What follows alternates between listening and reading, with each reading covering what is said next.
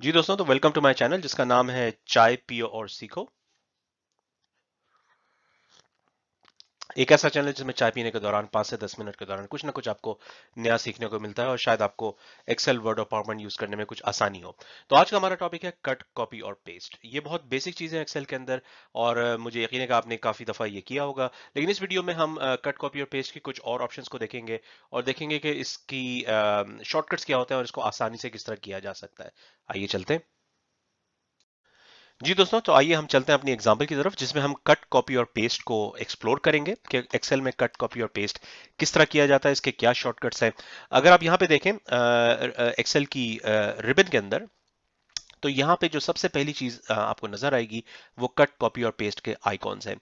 Ribbon मैंने एक लफ्ज यूज किया, रिबन कहते हैं एक्सेल के ये जो टॉप के सारे मेन्यूज हैं इनको रिबन कहते हैं। इस पे भी मैंने एक वीडियो बनाई है, अगर आपको देखना हो कि रिबन को किस तरह मिनिमाइज करते हैं तो उसको आप वीडियो को जरूर देखें। लिंक मैं डिस्क्रिप्शन में डाल दूंगा और वीडियो के एंड पे भी डाल दूंगा। तो एक्सेल की रिबन में सबसे पहली चीज जो आपको नजर आती है वो कट, कॉपी और पेस्ट है। तो आइए इसको देखते हैं। कट का मतलब ये होता है जो आपको यहाँ पे एक कैंची की आइकॉन नजर आ रहा है, इससे कोई भी चीज आप कट कर सकते हैं। फॉर एग्जांपल, आप लेट्स से सचिन तेंदुलकर का नाम इस सेल से उठा के कहीं और डालना चाहते हैं, तो आप उसको पहले कट कर सकते हैं और फिर आप जहां भी डालना चाहते हैं वहां जाके फिर उसको आप पेस्ट कर सकते हैं। तो कट के लिए मैंने ये कैंची का आइकन को दबाया, आप देखेंगे कि ये ग्रीन लाइंस आना शुरू हो गई हैं जिसका मतलब है कि कट हो चुका है। लेकिन फिर पेस्ट करने से पहले मैंने एक सेल सेलेक्ट किया कि जहां पे मैं इसको पेस्ट करना चाहता हूं, और उसके बाद फिर मैं पेस्ट को दबाऊंगा। जो ये आइकन आपको क्लिपबोर्ड का नजर आ रहा है, इससे मैं पेस्ट करूंगा। और अब आप ये देखेंगे कि जो नाम मेरे पास था सचिन तेंदुलकर, वो B2 से उठ के B9 पे आ गया। तो ये एक एग्जांपल थी कट और पेस्ट की। इसी तरह हम कॉपी और पेस्ट भी कर सकते हैं। कट और पेस्ट में होता यह है कि जो नाम ओरिजिनल जगह से उठ के कहीं और चला जाता है वो सेल कट होके कहीं और पेस्ट हो जाती है। लेकिन कॉपी और पेस्ट में ये होगा कि वो चीज अपनी जगह रहेगी और उसकी एक कॉपी बन जाएगी। तो फॉर एग्जाम्पल, इसी सेल को मैं लेता हूँ B2 और इस दफा मैं कॉपी करूंगा। कॉपी के लिए आइकॉन जो है वो कैंची से नीचे वाला जो आइकॉन है वो कॉपी का आइकॉन है, और आप देखेंगे दोबारा वो ग्रीन लाइंस मूव होना शुरू हो गई हैं। लेकिन फर्क इस दफा ये है कि जब मैं पेस्ट करूंगा तो वो नाम कट नहीं होगा, वो कॉपी होगा। अभी देखते हैं, मैं दोबारा B9 पे जाके इसको पेस्ट करता हूं और आप देखेंगे कि सचिन तेंदुलकर B9 पे भी आ गया, लेकिन वो B3 पे भी अपनी जगह पे कायम है।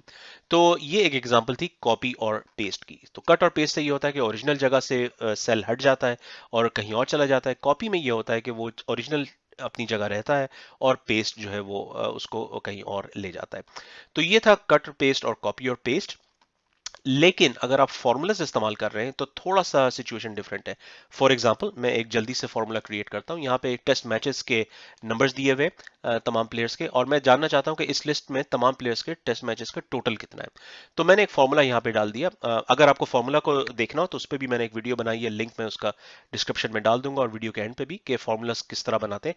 लेकिन यहाँ पे मैंने एक फॉर्मूला जल्दी से इंसर्ट किया है जो कि सम फॉर्मूला है, जो कि नंबर्स को ऐड कर रहा है। तो इन प्लेयर्स के सारे मैचेस को जब ऐड करते हैं तो 619 बनता है। तो अब होगा ये कि मैं इसको कॉपी और पेस्ट करूंगा, तो देखें होता क्या है। तो इस दफा मैं इसको कॉपी कर रहा हूँ फॉर्मूला को, और मैं यही चीज जो है वो D7 पे पेस्ट करूंगा। तो याद रखिए, मैंने सेल को कॉपी किया है और मैं इसको पेस्ट करने जा रहा हूँ D7 पे। लेकिन इंटरेस्टिंग बात यह है कि 619 आंसर नहीं आएगा। अभी आप देखते हैं, जैसे ही मैंने इसको पेस्ट किया तो आप देखेंगे कि 619 आंसर नहीं आया, बल्कि 47,631 आंसर आया है। तो जब आप फॉर्मूलाज को कॉपी और पेस्ट करते हैं तो वो एज इट इज नहीं चला जाता, वो फॉर्मूला कॉपी होता है, वो नंबर नहीं कॉपी होता। मैं इसकी आपको एग्जांपल देता हूं। तो जब मैंने C7 को डबल क्लिक किया तो आप देखेंगे कि एक फॉर्मूला वहां पे मौजूद है जो कि सम फॉर्मूला है, जो नंबर्स को ऐड कर रहा है, लेकिन ये नंबर्स टेस्ट मैचेस के नंबर्स हैं। लेकिन जब मैंने इसको कॉपी और पेस्ट किया D7 में, इसको डबल क्लिक करते हैं, जो चीज कॉपी और पेस्ट हुई है वो सम का फॉर्मूला कॉपी और पेस्ट हुआ है, लेकिन कॉलम नंबर जो है वो चेंज हो गया है। क्योंकि पहले हम कॉलम सी में थे तो सी की वैल्यूज उठ रही थी, अब हमने इसको डी कॉलम में पेस्ट किया तो ये डी की वैल्यूज उठेंगी, यानी टेस्ट रन्स की बात हो रही है। तो बेसिकली सम वाला जो फॉर्मूला था वो कॉपी हो गया, लेकिन एग्जैक्टली सेम वैल्यूज नहीं कॉपी हुई, उसने कॉलम को चेंज कर दिया। और इसी तरह मैं कॉपी और पेस्ट करूंगा इसको अगर E7 के अंदर।